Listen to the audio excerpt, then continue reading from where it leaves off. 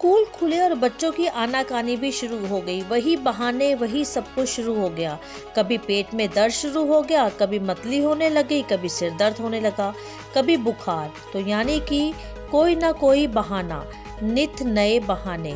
तो इसके समाधान के लिए हमें ही प्रयास करने पड़ेंगे, चाहे वो हम एक अभिभावक के तौर पर करें, चाहे शिक्षक के तौर पर, क्योंकि अब जो जरूरत थी वो लत बन गई।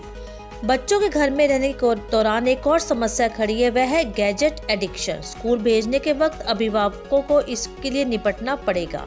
इस लत को छुड़ाने के लिए महत्वपूर्ण है माता पिता को और जो शिक्षक है उनको कुछ कदम उठाने। अपने बच्चों के साथ ज़्यादा समय बिताएं, कोशिश करें उनकी बात को सुने भी और समझे भी।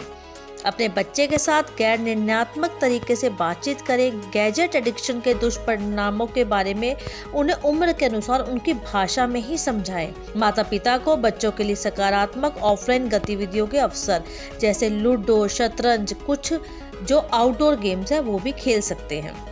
बच्चे गैजेट से तब खेलते हैं जब दोस्तों के साथ खेलने के लिए कुछ ना हो, इसलिए ऐसी स्थिति बनाएं कि वो अपने दोस्तों के साथ नई नई मजेदार गतिविधियां करें। बच्चे वही सीखते हैं जो उन्हें देखते हैं। अभिभावकों को भी इसलिए उनके लिए रोल मॉडल बनना ही पड़ेगा, इसलिए उन्हें खुद भी मोबाइल से कुछ समय के लिए दूर रहना ही पड़ेगा, चाहे वो किताबें पढ़ने का शौक हो या कुछ और, ताकि बच्चे उसका अनुसरण कर सकें। शिक्षकों को भी कुछ जरूरी कदम उठाने ही पड़ेंगे। भविष्य में जब स्कूल पूरी क्षमता के साथ खुलेंगे तब शिक्षकों को अपने व्यवहार में परिवर्तन लाना ही होगा। पहले दिन से ही बच्चों पर पढ़ाई का जरूरत से ज्यादा बोझ न डालें। उन्हें अपने सामान्य व्यवहार और अनुशासन में रहने में समय लगेगा। उन्हें उनकी बात को माने, उनकी बात को समझें। और क्योंकि अब वो बहुत ही अलग समय से वापस आ रहे हैं, पढ़ाई लिखाई से पहले हमें उनका मन संभालना होगा। इसके लिए उसके विभिन्न तरीके भी खोजने होंगे। 3 से 8 साल तक के बच्चों को उत्साह दिखाना पड़ेगा।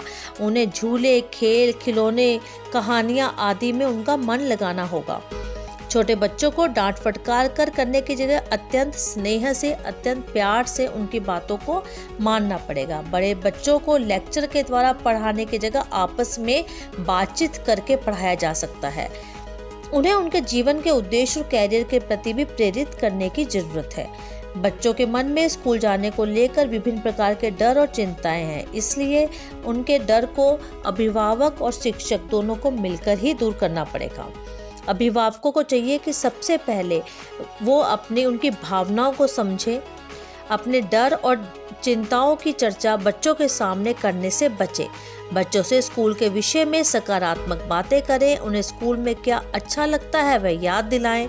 स्कूल भेजने से कुछ हफ्ते पहले से ही उनकी दिनचर्या में परिवर्तन लाएं, जैसे समय पर जागें, तैयार हों, नाश्ता करने का समय, टेबल कुर्सी पर कैसे बैठना है, छोटे बच्चों को कैसे टिफिन खोलना और बंद करना आना चाहिए। कुछ ऐसी बातें जो कि जरूरी उनकी स्कूल दिनचर्या में होनी ही चाहिए।